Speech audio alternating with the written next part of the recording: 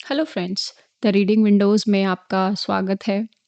यह वो चैनल है जहाँ सिर्फ किताबें पढ़ी नहीं जाती, बल्कि महसूस की जाती हैं।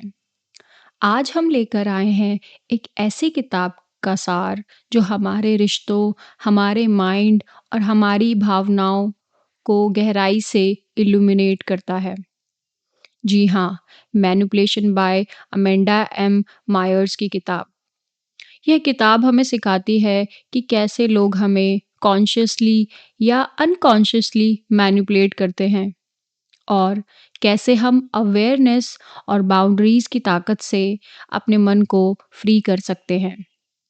तो अपनी सांसें धीमी कर लीजिए, आंखें बंद कर लीजिए, क्योंकि अब शुरू होने वाली है एक ऐसी कहानी जिसमें मन है, भावनाएं हैं, डर है और उम्मीदें हैं, और उनके बीच छुपी हुई है वो अदृश्य डोरियां जिनसे लोग एक दूसरे के थॉट्स और डिसीजंस को खींचते हैं।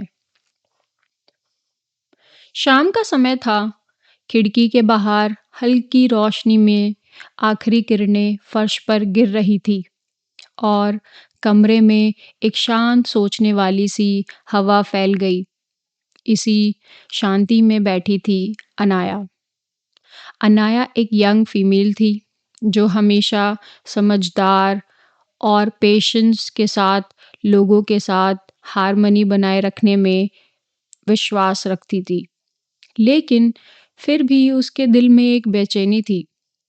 वह समझ नहीं पा रही थी कि क्यों कुछ लोग उसकी लाइफ में आते हैं और उसकी एनर्जी कम कर देते हैं। क्यों उसके अपने डिसीजंस पर उसका ग्रिप ढीला पड़ जाता है, क्योंकि वह हर छोटे-बड़े कॉन्फ्लिक्ट में खुद को ही दोषी मानती थी। ऐसा लगता था जैसे कई महीनों से वह एक अदृश्य ताकत के कंट्रोल में थी। उसे कोई सीधे-सीधे नहीं, बल्कि धीरे-धीरे सटल तरीके से इन्फ्लुएंस कर रहा था। यह एक्सपीरियंस उसे ना समझ आता था, ना समझाना आसान था। मन और भावनाओं की दुनिया अक्सर शब्दों में नहीं उतरती, और इसी स्ट्रगल के बीच उसने पहली बार मैनिपुलेशन शब्द को गंभीरता से सोचा। तभी उसकी इनर वॉइस ने कहा, क्या ये वही चीज़ है जिससे मैं जूझ रही हूँ? अनाया के जीवन में एक ऐसा व्यक्ति था जो हमेशा चार्मिंग दिखाई देता था। जी हाँ, कबीर। कबीर ऑफिस का एक नया कलीग था। उसकी स्माइल हमेशा परफेक्ट होती थी। वह हर बात बहुत स्मूथली कहता था और लोगों से बातचीत ऐसे करता था जैसे उन्हें ही स्पेशल महसूस कराने के लिए पैदा हुआ हो। शुरू में अनाया को भी यही लगा कि कबीर जेन्युइनली अच्छा इंसान है। वह उसके लिए कॉफ़ी लाता, उसकी तारीफ करता और छोटे-छोटे कामों में उसकी हेल्प करता। धीरे-धीरे कुछ बातें अलग लगने लगी। हर कॉम्प्लीमेंट में एक हिडन एक्सपेक्टेशंस होती थी। यह एडवाइस में एक इनविजिबल पुश था। कबीर अक्सर ऐसे सेंटेंसेस कहता था जो सरफेस पर केयरिंग लगते थे, लेकिन अंदर ही अंदर गिल्ट पैदा करते थे।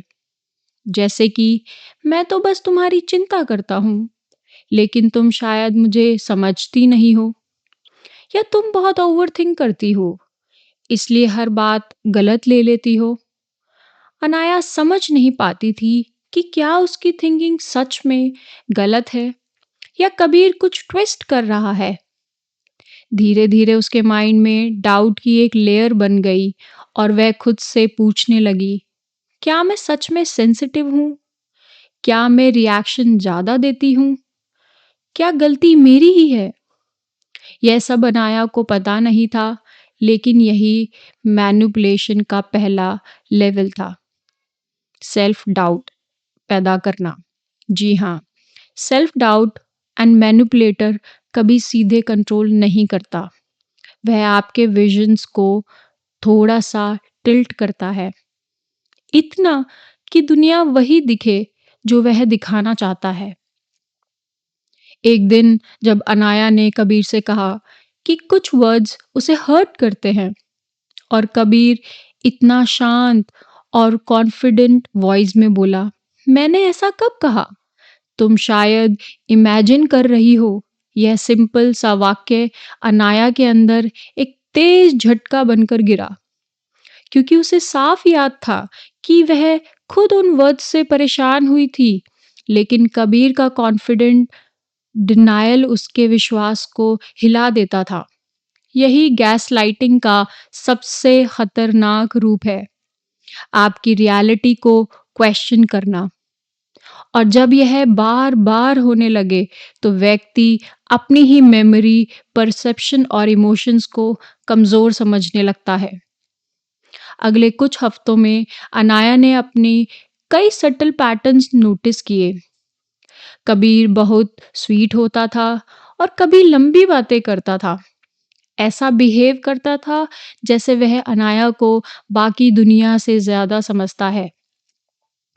और अचानक किसी दिन बिना किसी रीज़न के वह कोल्ड हो जाता था।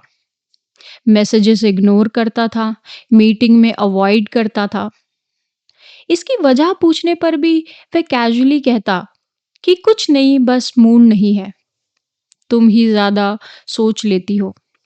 यह इनकंसिस्टेंसी अनाया के मन में और कन्फ्यूजन पैदा करती थी, और यह इमोशनल बुक का हुक गेम था, जिसमें अटेंशन और विड्रॉल एक साइकिल बन जाता है। मैनिपुलेटर अफेक्शन देता है ताकि आप कनेक्टेड रहें, और फिर उसे वापस खींच लेता है ताकि आप इनसिक्योर हो जाएं। अनाया इस साइकिल में फंस चुकी थी, लेकिन उसे अवेयरनेस नहीं थी कि वह हर सिचुएशन को अपनी गलती मानती है और कबीर को हर बार समझाने की कोशिश करती है।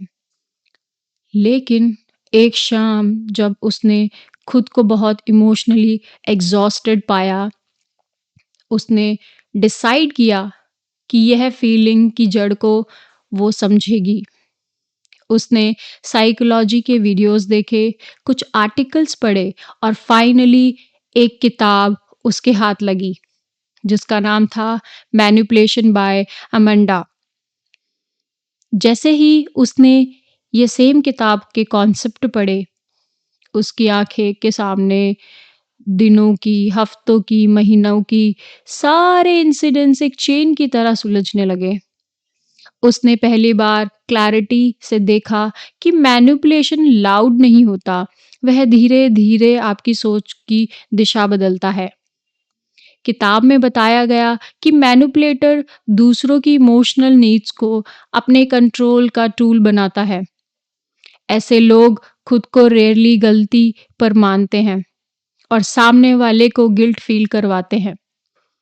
उनका सबसे सहज वेपन बन जाता है। अनाया के साथ ठीक वही हुआ था।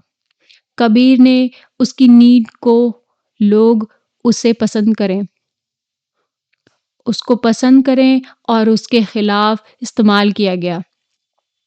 वह बार-बार सटल वेज में गिल्ट देता, मैं तुम्हारे लिए इतना करता हूँ और मैं तुम हर बात को नेगेटिव लेती हो।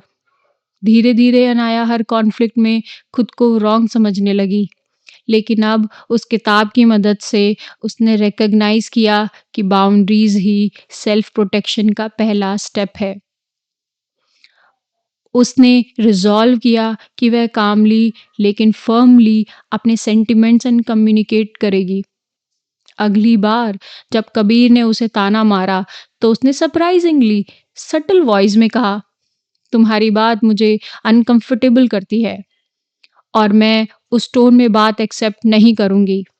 पहली बार उसने अपनी इमोशनल स्पेस की रक्षा की। कबीर स्टन था। मैनिपुलेटर तब सबसे असहज होते हैं जब उनका साइलेंट कंट्रोल टूटने लगता है। अनाया ने इमोशनल डिटैचमेंट भी सीखना शुरू किया कि हर बात पर रिएक्ट नहीं करना है। मैनिपुलेटर्स रिएक्शन से पावर लेते हैं। वह ऑब्जर्व करने लगी, situations, tone, pattern and behaviours. उसने अपने डिसीजन पर दोबारा से विश्वास करना शुरू किया और हर बात पर उससे पहले खुद से पूछती कि क्या यह मेरी भावनाएं हैं या किसी और के प्लांटेड थॉट्स। क्रिटिकल थिंकिंग धीरे धीरे उसकी मानो जैसे ताकत बन गई और उसने खुद को इमोशनली रिक्लेम किया। कुछ समय बाद कबीर ने उसकी बाउंड्रीज को एक्सेप्ट करने की कोशिश ही नहीं की। वह अनकंफर्टेबल हुआ और डिस्टेंस बनाने लगा। अनाया ने समझा कि कभी-कभी टॉक्सिक डायनामिक्स से बाहर निकलना ही लिबरेशन है। उसने खुद के साथ एक ऑनेस्ट मोमेंट बिताया और साइलेंटली जहरीले पैटर्न्स को पीछे छोड़ दिया।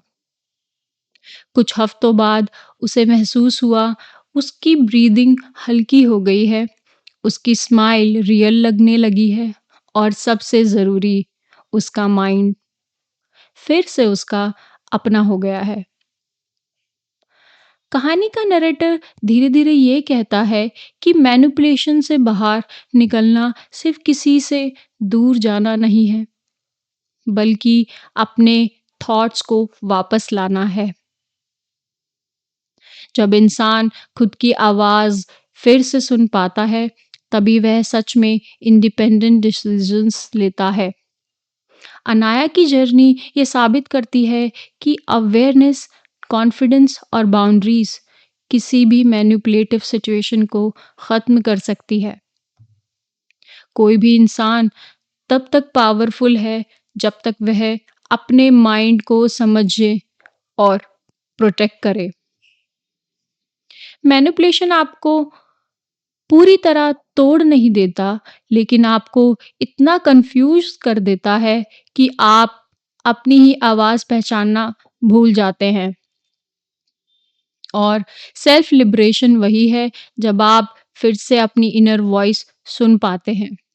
अनाया की कहानी सिर्फ उसकी नहीं है, कई लोगों की है जो आज ये ऑडियो सुन रहे हैं, जो धीरे-धीरे समझते हैं कि काइंड होना और ब्लाइंड होना दोनों अलग बातें हैं। मैनिपुलेशन से निकलना एक लड़ाई नहीं है, एक जागृति है, जहाँ आपकी भावनाएँ भी वैलिड होती हैं। आपकी बाउंड्रीज़ भी सबसे ज़रूरी हैं और आपका माइंड सबसे powerful. Thank you for listening this book. If you like this book, please like, share and subscribe. Thank you.